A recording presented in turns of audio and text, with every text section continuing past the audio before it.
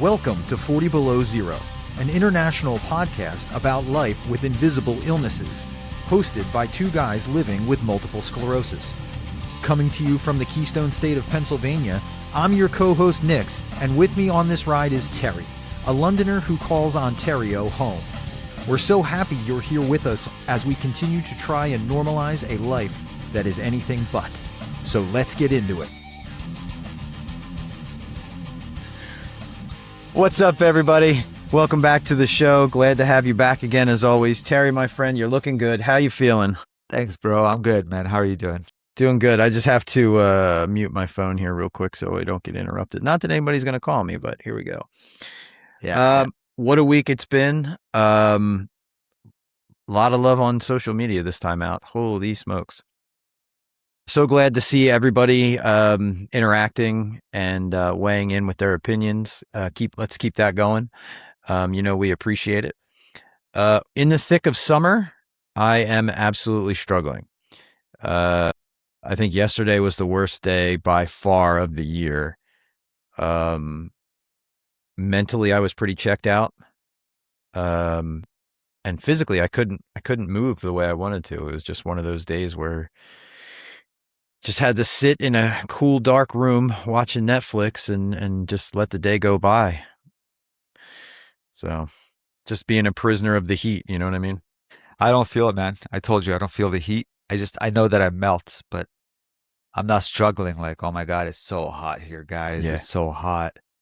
Yeah, the humidity was brutal. And even with the ice, even when I put the ice vest on, I should really wear them on the show. I talk about them all the time. I wore mine the other day, a whole day. I wore it. Okay. And I did. And I got to thank Jonathan, because Jonathan Allinger, because I was like, I'm going to give you my vest. So I pulled it out and because you're just like, just wear it. So I put the ice vest in, I wore it, and then I kept it on all day, bro. It wasn't bad at all. World of difference. You know what? I didn't put the ones on the back, though, because when I sit down in the back, it gets too cold. Okay. You know what I'm saying? That makes sense. Yeah. Yep. But it was cool. I liked it. I enjoyed it. That's it. That's all I have to say. It's a world of difference. Enough pushing that product that doesn't sponsor us. Let's move on to our show. Right. It sounded like you were plugging them in Montel Williams' show. Yeah, right. It sounded like you're like, that's how I feel. But I loved it. I feel like that sometimes, but no, I do rely on them a lot, and just not in here because it's nice and cool in here. So that's why you don't see me. I'll have to just do some social media stuff, wearing them out and about, that kind of a thing. Yeah, me too, bro. Anyway. So let's talk about our guest this week. We have a fellow, another MSer, another member of our family and our community, Adam Powell, right? Adam Powell, yep. Tell me a little bit cool about guy. him. I'm sure he has a lot to say, man. I like this guy. He's cool in the community, bro. He spreads positivity. He has his own support groups that he started, and that's kind of what gravitated me towards him. Okay. Because people like that, I know what it takes to have a regular routine. And I think he does it every month. We'll find out. All right, let's find out. So let's bring him in. What's up, bro? What's going on? Nick. This is Adam. Adam, this is Nick. You get to finally meet Nick. Nice to meet you. Yeah, I do. Good to meet you, sir. Welcome to the show. Yeah, appreciate it. One of the big things that Terry tells me is that you have your own support groups. Are they online or are they in person? I do. I run my own online once a month for newly diagnosed people. Now, is this just like something you do, or were you a member of the society, or how did this come to be? It's just something I do. I got into it with a couple other friends of mine. They kind of both bailed on me, so it just became mine. So I've been doing my own for about a year and a half now. It's for newly diagnosed people and with MS. And the reason I did it was because when I was newly diagnosed, I didn't have that. I didn't have anybody. I didn't know anyone. I didn't have anything to go to, anything to reach out to. So that's why I do it, so that these people can come in and talk to other people going through the same thing. It's not affiliated with anything at all. I just do it once a month. I notice this people who are traumatized from this illness who are trying to help other people now. Because you're like, I don't want anyone to go through what I went through when I was newly diagnosed. So yeah, respect. Since it's such a catalyst for how we got to these groups, do you mind sharing your experience about you being newly diagnosed? Like, what were you thinking that got you to the point where you were like, you know what, that was so terrible, I need to help somebody? Yeah, no, of course. Like so I was diagnosed in June of 2019, and I was diagnosed right off the bat with primary progressive MS, which is the worst kind you can have. My first ever symptoms that I ever noticed or felt was back in October of 2018. So I'm one of those rare cases that it really hit me really quick. Other people are like, oh yeah, I got diagnosed this date, but you can track back years and years. Mine was, 9 months. And, my first symptoms were my feet started hurting, then my legs were going numb, and then I thought I had a hernia, I had lower back damage, pinched nerve. You always think it's something else. What do you mean you thought you had a hernia? That's what really actually got me to go to the doctor, because the hurt feet and the numb legs, like I was like, there are reasons to not worry about that, because I worked for UPS. I was on my feet all the time. I was outside during Christmas season. All that stuff makes sense why my legs would feel cold and numb. But this hernia, I thought I had terrible lower abdomen groin pain that I'd never felt before, and I could barely walk for like 3 or 4 days. So I went to my regular doctor, and he was like, oh, it might be a hernia, go to a hernia specialist. So I'm like, I've never felt this pain before. So I went to this hernia specialist. He said it wasn't a hernia. He called it a sports hernia, which I'd still never heard of before. I don't know how it's a sports hernia, not a regular hernia. But have you had a hernia before surgery? No, I never had. I had never had one. So I didn't know what this pain was. I had, it knocked me out for days. My groin hurt so bad, my lower abdomen, my back, like I could barely move. So I was like, there's something wrong. I don't know what it is. Once my doctor said it might be a hernia, that's when I was like, okay, it's probably a hernia. So I went to the hernia specialist. He said it wasn't. What he did do was put me into physical therapy, because apparently a sports hernia you can correct. But I did the physical therapy, and it helped out with my back pain, my groin pain. But while I was there, I was complaining about my balance, and my legs just felt weird. They felt numb, and I couldn't do basic things that I used to be able to do. Like I couldn't stand on a balance board. I couldn't stand on one foot anymore. I couldn't jump. Like I couldn't make my body jump anymore. So all this stuff was weird to me. And so my physical therapist that I was seeing, she's the one that was like, you should probably, go see a neurologist because you might have MS. And did you know what MS was? No, my question to her was, what's that? And so by this point, this is probably March, April. So I go and I talk to my regular doctor, and he sends me to a neurologist. And, by June, I was diagnosed, primary progressive MS. Instantly taken out of work, told that I would probably be in a wheelchair within 6 months. Gave me a bunch of plans of what we were supposed to do. Unfortunately, he was a shitty doctor, so they were just plans, and nothing ever came through. No follow-up? No follow-up. This leads to something way worse coming up, so we'll get to that later. If you are in Flint, Michigan, do not go to the neurology office in Flint, Michigan. That's all I can say. I won't say the name, but I'm going to say that. So I ended up getting into University of Michigan, found a great neurologist there. I was with him for like 6.5 years. Unfortunately, he just left, so I just had to get a new neurologist a couple months ago. So I'm kind of feeling it out with her. But that first doctor was I was just a number to him. Like, I would sit in that waiting room office for over an hour for his appointment, and then I would go in there and I would see him for maybe 10 minutes. Yo, man, this is the worst. My mom is the sweetest woman in the world, right? Yeah. She is just the most amazing. I took her to all my appointments, because at that point I didn't know what was happening in my own life. Sure. I got this new diagnosis that I didn't even know anything about. I didn't know anyone about it. She was in there. She I've never seen her yell at anybody. She yelled at this doctor That's what I was hoping you were going to say. because he was like, I was giving him the business because I was asking all these questions and I was wanting to know all this stuff. And he actually had his hand on the door, was opening the door to walk out of my own visit with him. And my mom, my sweet little mom, just yelled at him. And it was the best thing I've ever seen. Sorry, bro. Yeah. Yeah. Yo, just so you know, a sports hernia is a thing. I'd never heard of that either. It is a, what do you mean?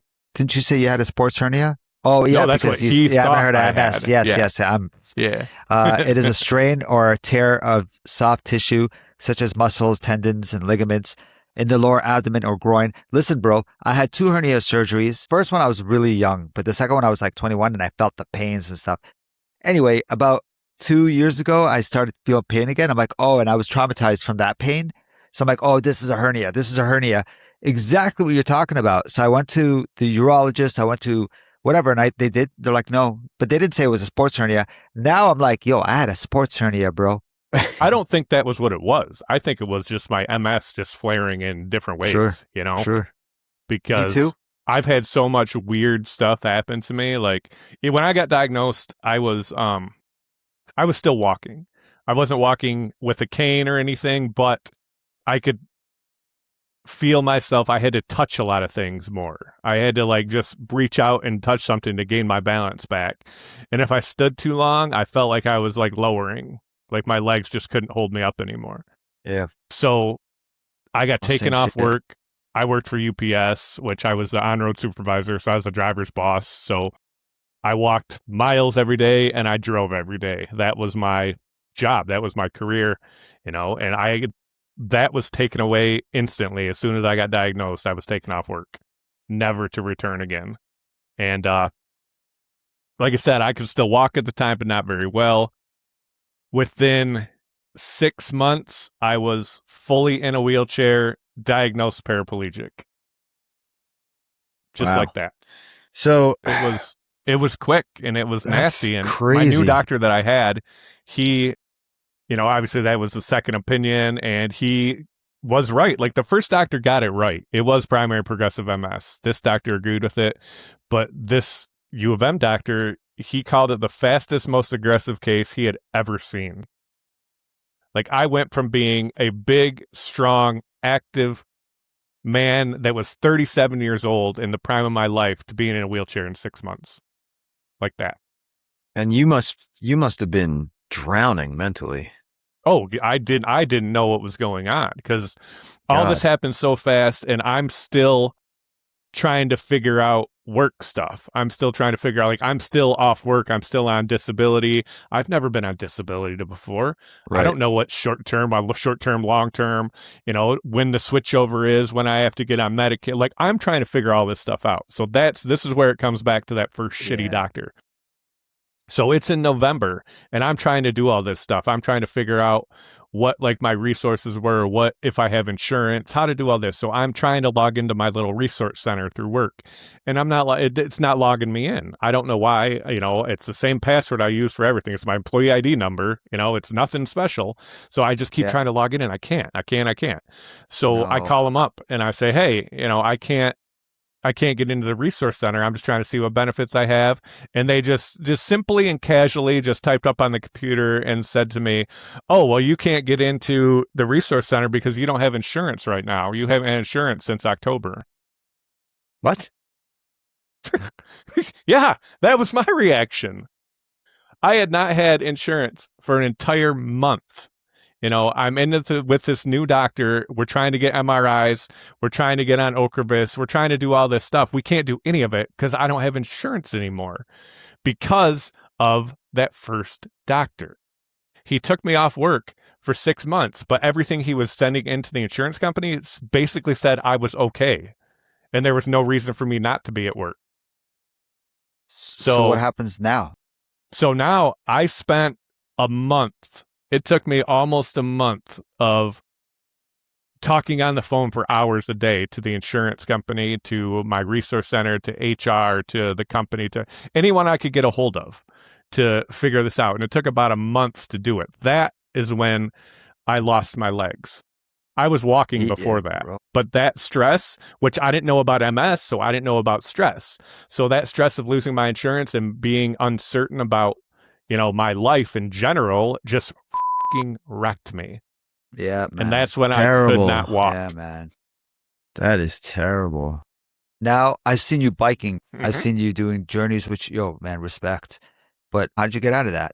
Sheer will and determination, to be honest. Once I finally got my insurance figured out and I was able to get on Ocrevus in January at this point. So I finally got on Ocrevus. I got into physical therapy and was, trying to learn how to walk on a walker again and all that stuff. So all that was going well. But you got to remember when this was. So this was 2020, January of 2020. And I was starting to get back to looking into getting hand controls for my car because I couldn't drive either.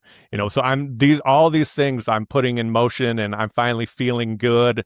No, not good, but I'm feeling better about this and starting to learn more and move forward. And then COVID hit. Right. Yeah. And just wiped everything out. I couldn't do anything. I couldn't drive and I couldn't walk. So I did not leave the house for 4 months. I just stared at my own 4 walls in my bedroom for 4 months. I was terrified of COVID at the time because I had just got diagnosed with this new disease that I didn't know anything about. I had just got put on this drug that what I was told is an immunosuppressant. And so I was terrified. I didn't know what it would do if I got COVID, because I'm going through all this with a new disease, everything. So I was scared of it. And I stayed in my house for like 4 months. Not because of that, but that was in addition to the fact that I couldn't drive and I couldn't walk. So Yeah. I had 4 months of staring at my 4 walls and then going through that stuff. And those 4 months were those are the deepest, darkest, like hardest times of this disease. And Sure. those times right there are why I do a newly diagnosed call, because I had to claw myself out of those depths on my own, and I would never want anybody else to do that on their own. Yeah. Like, it got as bad, I did not know if I was going to survive. I didn't know if I was going to make it out. I didn't know if I was going to end things, because my life just got completely flipped upside down, and I'm 30, and now I'm 38 years old, and I'm basically bedbound and don't know what this disease is doing to me. I could have started drinking. I could have started doing drugs. I could have become a shell of who I am, but I was already becoming a shell of who I am because my body had deteriorated. I had physically changed so much, like I couldn't even recognize myself. Because when I got diagnosed, I'm a big guy. I'm 6'5". When I got diagnosed, I was like 240 pounds. And I was a big, strong, athletic, solid guy. And within 2 months, I was down to 180 pounds. I lost all of my muscle. I went from being active to not being able to do anything. So I don't even recognize myself in the mirror anymore. And now I'm sitting in this disease-ridden world of COVID, and I can't drive, I can't walk. I don't know if I'm going to survive. I don't know if I'm going to start drinking, doing hard drugs. I don't know any of this. Yeah, and services are like non-existent at that point, because nothing. There was nothing I could do. How you gonna, like, that's, we got to remember that's the era of telehealth physical therapy. Like, you're literally doing this on a Zoom with a physical therapist to try to accomplish anything. I couldn't even do that at the time because I was so new to the physical therapy stuff. I had no resources. I had no people. I had no one I could talk to. I didn't know anybody that had MS. I just had to sit there and stare at myself in the mirror and be like, okay, who are you going to be after this? Or are you going to be someone after this? Are you going to survive this? And what I had to do, and as up as it sounds, like, I had to look at myself in the mirror, and I had to kill my old self. I had to make the conscious decision to kill off who I used to be. I had to grieve for the loss of my own life in order to move forward whatever that may be. And at the time, I didn't know what that would be. I just knew that I was like, okay, I cannot keep living in my old mindset of who I used to be, because I'm not him anymore and I'll never be him. So I had to just kill that off. And I did that. And I had to go through all the grieving, every stage of grief for, it's like when you lose a loved one, but the loved one was yourself. And I had to go through that process with myself. So I got through that. And this is probably like end of June now. And I'm going through this. And that's when that little light bulb flicked. I was crawling up that hole. That was what it like seemed to me when I was down there. It was a big old pit that I was stuck in.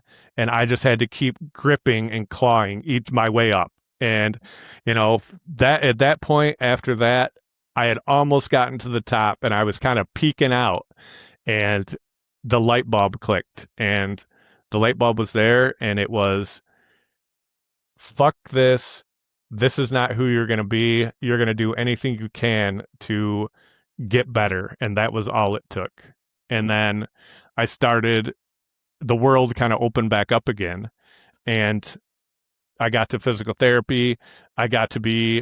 I'm with the same neurophysical therapist now as I was then. So I've been with her now for over 6 years, and I got with her, and that's just how we started. I started learning how to walk again. At that point, I was heavily on a walker.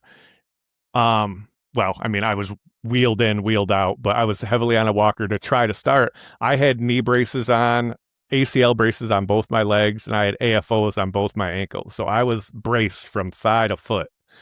And when we first started, I was hunched over like Herbert from Family Guy on a walker. Yeah. I know exactly. And I would just throw my foot out in front of me and hope for the best, because that's the biggest problem I have. My brain does not know where my legs are. Yeah, bro. Yeah. And I don't have feeling. I don't have feeling in my legs, like normal feeling. All I can feel is pressure.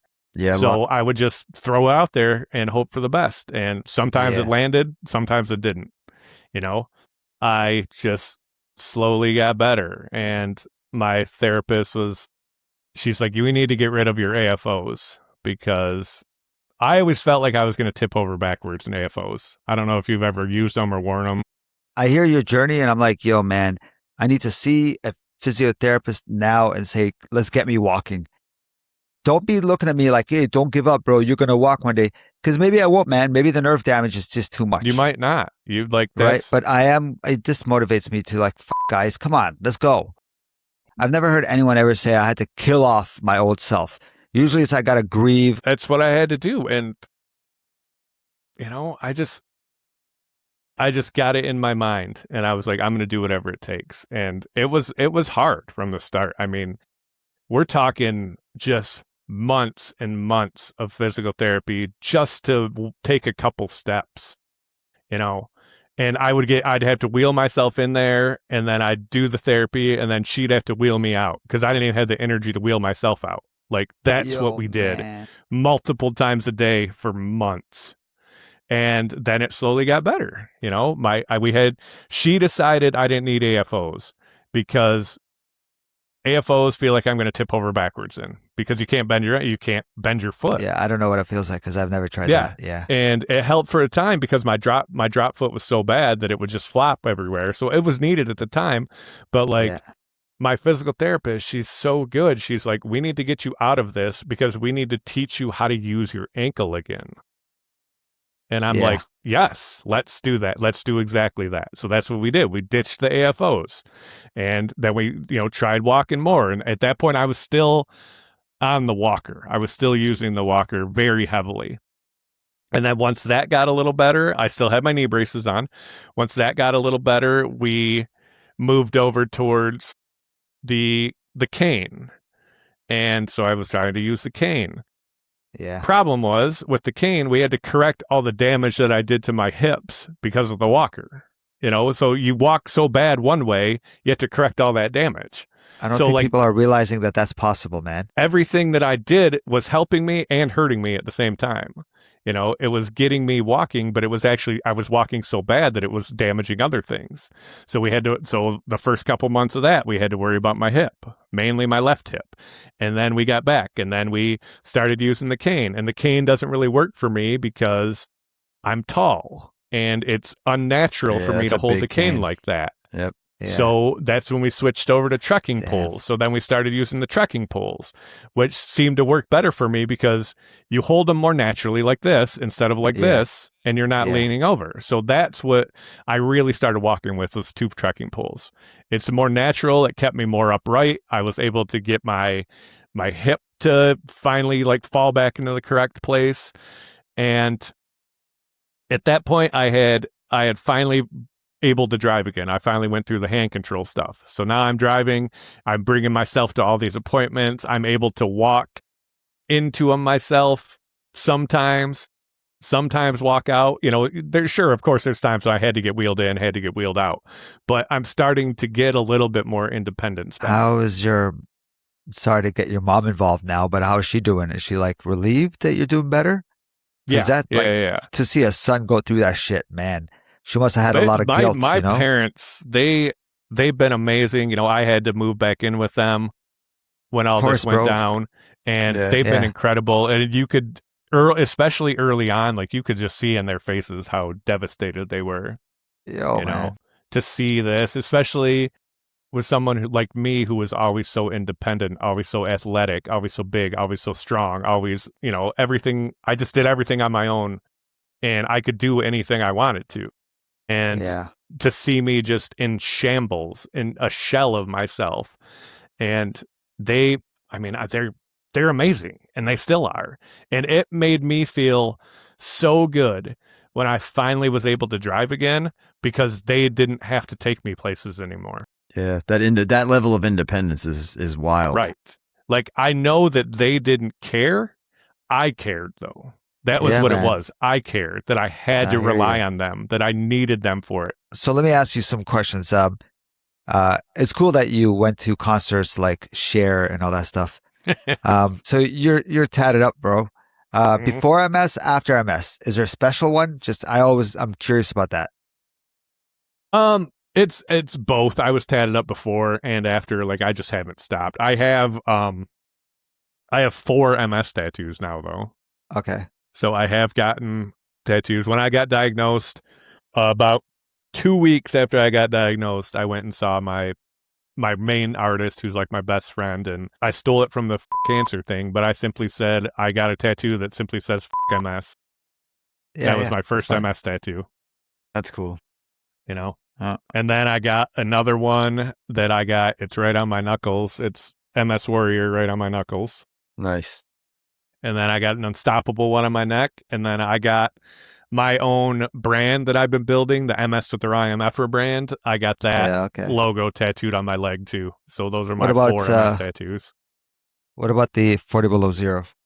I mean, if we can fit it, I got a tattoo event coming up in a month. So no, I'm serious. I put on a tattoo event every year. And get this. It's at a church, a regular working church. That makes sense. And you can actually get tattooed in a church. It's my favorite event to do. I don't know that's cool. Yeah. I know. You had mentioned just kind of in passing about 30 seconds ago your own brand. Let's talk about that. Let's talk about how we came to building a brand. So how it became that is at that point when I had finally, it's been about a year to about probably 2 years now that I've had MS, and this is when I started branching out, and I got hooked up with a yoga group that was made for MS, Yoga Moves MS. And I'm so glad that I actually got into them, because doing that opened up different local support groups to me. So I started getting to meet people that had MS and be able to talk to people that were similar to it. So that March, the Yoga Moves was putting on all these they had a bunch of speakers, they had all kinds of different stuff going on, but they were doing it on Instagram, and I did not have Instagram at the time. And so I had to get Instagram so I could watch all this stuff and listen to all these speakers and, just find out more MS stuff and just connect more. And my original name, I don't even remember what my original name was. It was something stupid on Instagram, you know. But then one day I was just sitting there and it clicked. And I just, all of a sudden, I just changed my name to MS with the wrong MFer. And that was just it. As soon as I did it, I was like, holy shit, like that name is perfect for me and like how I fought this disease and how I react to this disease. And that's when it started. That's when it groups. And their name was Mind Over Myelin Sheath, which is a pretty cool name in itself. That is cool. Yeah. And so I was like, you know what? We're going to do Mind Over Myelin Sheath on the front, and then we're going to put like the big MS with the wrong MFer on the back.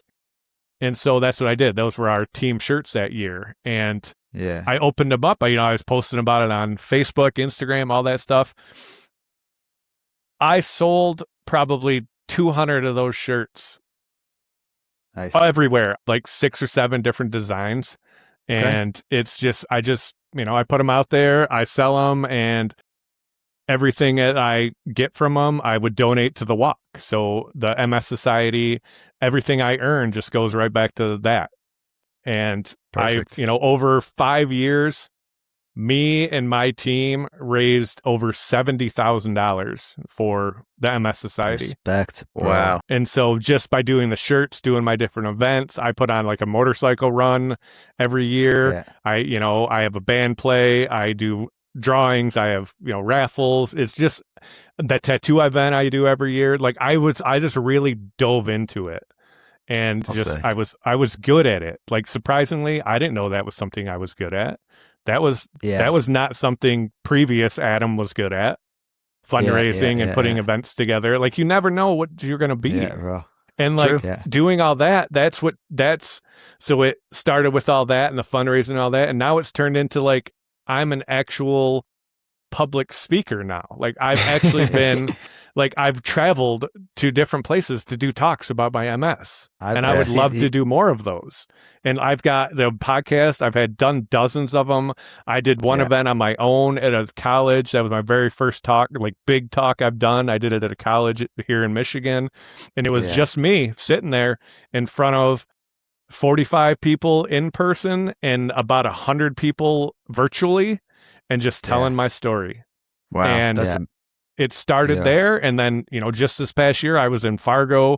I was in Louisville. I love doing that. I've seen you in a couple of them. Dude, Yoga Moves Body. What is it? Yoga Moves. It used to be Yoga Moves MS. Now it's Yoga Moves Anybody. Is it .org. The lady, by any chance, is her name Mandy? Mindy. Oh, Mindy. No way. Okay, I've heard of this before. Yeah. It's Mindy Eisenberg. Cool. Okay. She's from Michigan. She's been a yoga instructor for who knows how long, but her mom had MS. So that's her connection with MS. So now she does all this stuff and I got into it. I was doing them every day. It's great because you can do them online. You can do them virtually. You can go in person. Sure. You can sit down and do them. You can stand up and do them. You can lay down and do them. It doesn't matter what you do as long as you're doing something. So even if you're in a chair, you can do this stuff. It helped me out so much when I couldn't walk because I couldn't even sit up like this. Like I didn't have the core. You know what I mean? I didn't have the muscles to do it.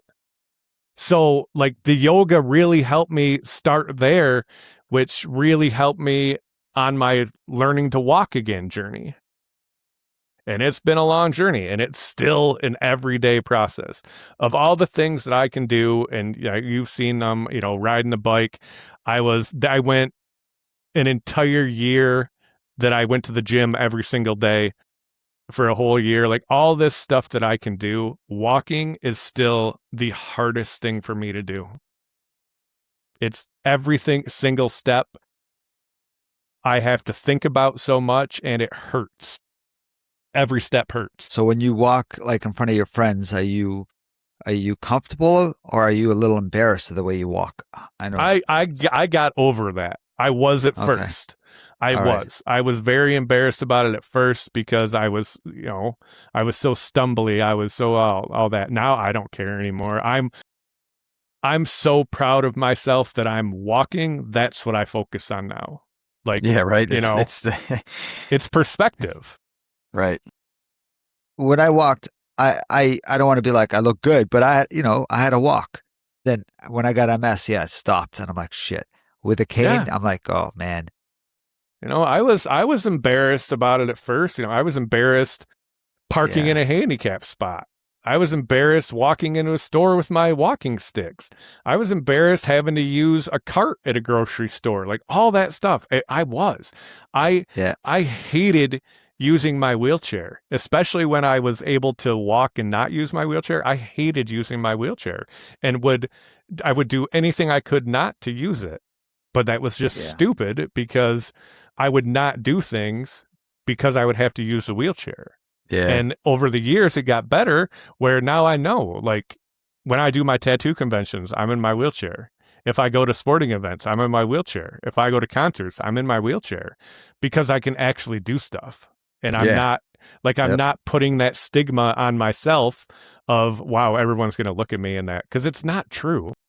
Like nobody cares. Everyone that I've noticed is so very helpful, especially in, you know, situations like that at concerts, tattoos, conventions. Everyone's super helpful. And, you know, I was the one that was being like, wow, these people are going to judge me. They weren't. Yeah. It was me. No, they're just going about their day. They're not even, you're just a background. You know what I mean? You're just there. And if they see you and you're trying to get in a door, 95% of people are going to open that door for you. You know, so it was all in my head. And I'm glad that I like realized it and got over it, because I've done so much stuff now in a wheelchair that I wouldn't have been able to do without it. Yeah, like my wheelchair is in my car at all times, just in case. Mine too. Because who knows when I'm going to need to use it, you know? And that's the way, that's pretty similar to the way I felt early on. I was like, no, I can walk that. I don't need the wheelchair. I'll just use my cane. I'll be fine. Now I'm like, no, we're not doing it without the wheelchair, because I want to have a good time, and I don't want to worry about, am I going to fall over? So I'm glad that you went through that, because, you know, now you're helping other people because of what you went through. So, you know, you're supporting others. Like, just use the damn wheelchair. Mine, as a lot of ours are, so hard because you don't know what your own body is doing to you. And I didn't know anyone with the disease. I didn't have anyone to talk to. That's why I started doing this, because I don't want anyone else to have to do that. You know, I'm always available to talk with people. Anytime. I'm trying to get more and more people to come to my newbie meeting, as I like to call it. And it's got a decent turnout. I almost gave it up because there was 2 months that nobody came, and I almost ended it then, because I was like, why am I putting myself out here if nobody's going to do it? But I didn't. I stuck with it, and the last 2 months have been great, and we've gotten a lot of new faces. And so, like, I'm so glad I didn't just give it up. But it's hard to put yourself out there and feel like it's not even worth it. You know what I mean? But Terry and I absolutely understand. Early on the show, it was like, why are we even doing this? Right. Like, we want to do it. We know why we're doing it, but it's like you get like one person looks at it and you're like, okay, should we even do this? You get 3 views. Yeah. Yeah. And you know, so where can we find you these days? How can we track you down? I'm everywhere now. You know, Facebook is just Adam Powell. Instagram's MS with the wrong MFer, TikTok's MS with the wrong MFer. I'm working on turning my brand into a nonprofit. So at some point there'll be a website, mswiththerongmfer.org is the plan, because it'll be nonprofit, and then I can raise money strictly to that, so then I can know exactly where it's going. So if I loved raising money for the MS Society, but it always kind of bothered me that I didn't know where it was going. I didn't know who was getting it. At least if I can have my own and I say, hey, Terry needs a ramp. Guess what? Terry can get a ramp. Yeah. You know, because I can allow this money right too. So that's my goal. You know? Right. And that's all MS with the wrong MFer, because that's just who I am. You know, that's awesome. Yeah. So Terry will link all that stuff to the show to make it easy to find you.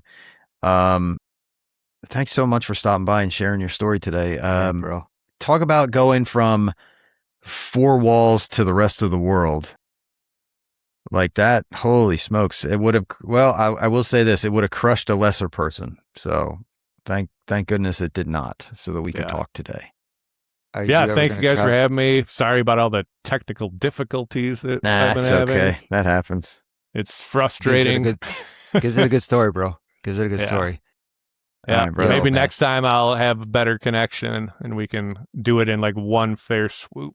Keep Terry posted when you have news Yeah, and we talk. announcements so we can share and, keep it going. It's like I do it the second Thursday of every month. The reason I call it a newbie meeting and I put like a limit on it of 5-ish years, Yeah. I do that for a reason, because I don't want somebody that's coming in that sits around and complains all day long and is just one of those old curmudgeons. I don't want them to come in and skew these newbies things. So having that 5-year mark is kind of like a way that I can vet people. So No, then that's good. That's good. if I want some people to come in that are like older, that have had it for a while and aren't gonna like skew the newbies, I'm fine with that. I just don't want somebody that just is like, the old curmudgeon. And so that's why I kind of put the label on it. There's I get it. 5-ish years. And honestly, after the 5 to 7 year mark anyway, your attitude about the whole thing changes regardless. You're not as scared as you used to be. You're not, you know what I mean? Like, you're like you. I mean, look at you the first 5 years, like day 1 compared to day 720. Like, it's a totally different mindset. It's totally different. So it's been good. And I look forward to it. And, I'm always happy to see new faces in there and, help them through. Like last month, we had a girl that had just been diagnosed in March, and she's probably in her 30s, and she opened up and talked for like a half hour, which was amazing. I love that. Happens a lot on this show. We have guests that have been diagnosed for years and years, and this is the first time they're talking about it. Mm-hmm. And we love that too, because that, that you're helping someone's mental state, and what better gift can you give than that? So we'll talk soon. We'll keep in touch. It's nice to meet you, Nick. Good to meet you too, man. Terry, always a pleasure. I'm in Delaware County, Pennsylvania, if you know where that is. Okay. Delco, Yeah. Terry, you going to be on Mario Kart tonight? Yeah, this guy. Yeah, definitely. I'm gonna check it out. All right, cool. All right, sure. Nick, if you want to join, do you play Mario Kart? I got a date tonight, but thank you. All right. Okay. Enjoy. Yeah. All right. Thank you. Will do. All right. Thanks, fellas. It was great. And good luck editing this. Thank you. Yo, it's going to be good. It's going to be good. Thanks for coming in, bro. I appreciate it. See you, fellas. I'll see you soon, guys. Later, bro. Yeah, for sure. Well, let me tell you this, brother. That was a pretty amazing story. I mean, going from, running around, doing your thing, to sitting in your bed, to running around, like, we didn't even, I feel like we could have done a whole show on his like soul journey across the country. Like, you just like wake up one day and it's like, I'm going to drive across the country. And like, I think he could write a book. I feel like there's a whole talk there. Like, he said he does talks and stuff, which is awesome. But I think he's got a whole one about how he processed everything while he was on the road for as long as he was by himself. You know what I mean? Yeah. Yeah. Another thing I wanted to highlight was the similarities between him and our last guest when we were talking about neuroplasticity. Yeah. He was Adam was literally, he was literally like, I'm going to just keep repetitive motion going. And then his body just kind of picked up on it again.